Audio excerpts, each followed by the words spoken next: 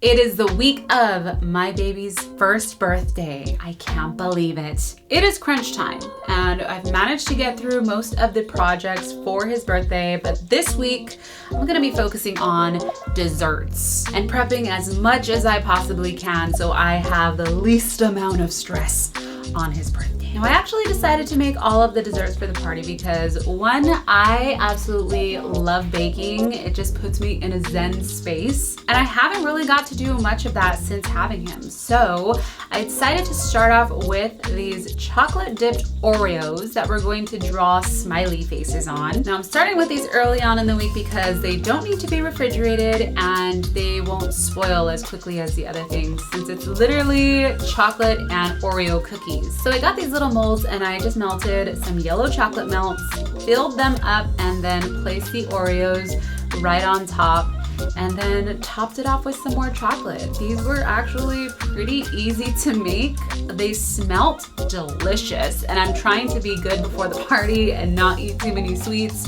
So it was really tempting to not eat everything. But once the chocolate was completely dry, I just let them sit overnight. I popped them out and got an edible marker and drew the little faces on them. So it wasn't too difficult. They were super cute, and I did sample one of them. Okay, they were yummy. I thought it would be really cute for us to have some ice cream at the party because the weather actually is going to be amazing.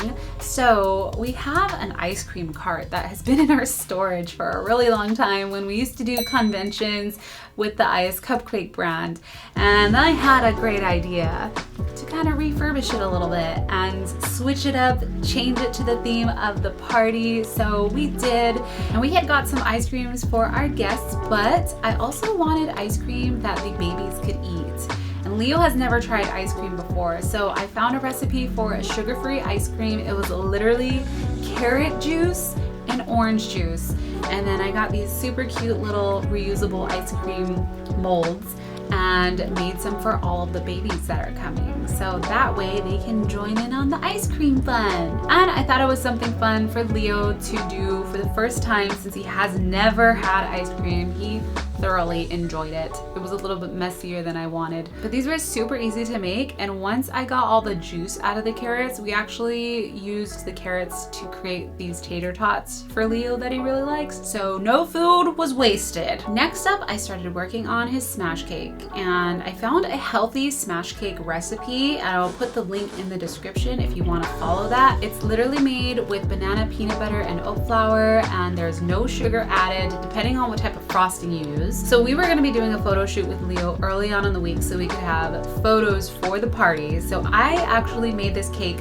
twice. And I think it was a good thing for me to do a little test run, see which kind of icing I liked better. The first frosting that I went with was a yogurt and cream cheese frosting, and it was very liquidy and runny, so I'm glad that I did this for the day of his photo shoot and that I didn't try to prep this beforehand because it would have been too runny to store in the fridge. We of course had to have the cake on theme with one happy dude, so I made a bunch of little smiley faces and added them onto the cake. And this was just so fun and relaxing to do. There was no pressure, and it was just, you know, a fun, whimsical cake that I'm making for my baby's first birthday. I'm making his first birthday cake. And the fact that I was doing that just had so much more meaning behind it, and I wasn't stressed about how it came out and looked because it was going to be demolished. And everything pretty much went smoothly, except for I did run into a little hiccup with the buttercream frosting. It started separating, which is something that I've never had to deal with.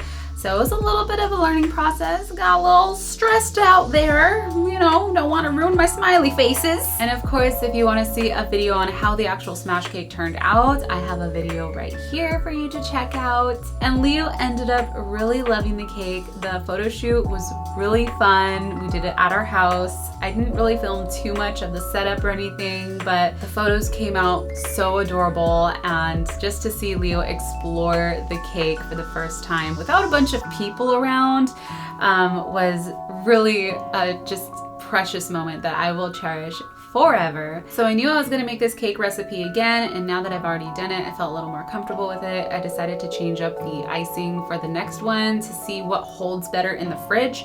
So I just ended up using a buttercream frosting for the second one. You know, just a little bit more sugar for the actual birthday party. I was okay with that. So the next dessert, I will admit I was influenced by TikTok, and this guy that I follow had a recipe for these amazing, soft, nostalgic cookies. They're called shortbread cookies, and they're those really soft cookies that you used to get at the store that had like vibrant colors on them with sprinkles all around. Yeah, we're making them. Recipe will be in the description, but these were my favorite desserts that I have made. These cookies were so freaking good. I also started preparing Leo's second cake and also started working on the cupcakes since we were getting closer to the date. So it was just a lot of me working in the kitchen in silence, just taking it all in and making everything with love. And this is honestly the moment where I truly realized that I really do love baking, especially when I'm not put under pressure to make it look a certain way, or if I'm filming a video, like a how-to video. I just get so much joy from creating sweet treats, and I personally love sweets as well. So it's just my happy place. And being able to be in the kitchen and create these for his first birthday, it was honestly the perfect way to calm me down and relax me before the party. Now I planned this out so that when I created the icing for Leo's cake and the cupcakes and the cookies, I can use them all and decorate it all in one go. So if you're gonna be doing this, it'd be smart to kind of plan it out that way so you don't have to keep making the icing or frosting. And once I finished all of the desserts, we just had to store them in an airtight container. And now I was moving on to the next thing, which was preparing the balloons. So this is my second time ever doing a balloon garland. If you want to check out how the first one went, there's a video on that, but I didn't feel like I needed to kind of document the struggles. I completed this a lot faster than I completed the first one since I had experience with it, but I prepped all the balloons the night before, and then all that was left was the morning of, just setting everything up. My in-laws came at 8 a.m. to come help take care of Leo so I could focus on setting up, and I started with the balloon garland and the backdrop. Since I already had a lot of the clusters completed, all I needed to do was secure the balloons onto the backdrop, and then I added in some extra Mylar balloons that I got. We had the smiley faces and the checkered balloons, and I just blew these up the night before and had a 260 balloon tied on the end of them. So all I had to do was just wrap it around the garland and place it where I wanted it to go. So here's how the balloon garland and backdrop came out, and this was my first time seeing it all done up and put together. I was so satisfied with it. It came out so gorgeous. I can't believe that we actually created this and that we'll be able to use this for other parties in the future. So I'm really happy with how it turned out, and everyone's photos looked so cute. We got the photos of Leo in his high chair with his smash cake in front of this, and I just loved it. Everything came out so perfectly. But I didn't really have too much time to bask in its beauty because I had to set everything else up. But here is how everything turned out. I ended up printing out these little faces of Leo and put them on top of the cupcakes to add more of a personalized flair. All of the desserts came out so cute, the display, everything. I didn't get too much footage of the actual party, but here is the footage that I did capture. And to be honest with you, like, this party was so beautiful. I'm so grateful to everyone who came out and showed Leo some support on his first birthday. The day, of course, went by super fast, but I was really happy with how everything came out. Not everything was perfect like how I wanted it to be, but that's the beauty of being a parent. You just kind of gotta go with the flow, you know? All in all, we had a great time. Leo had a great time, and I think all of our guests had a really great time, and we created some beautiful memories. And I'm so glad I was able to kind of bring you guys along on this journey. I feel like I've been preparing for this party for a month.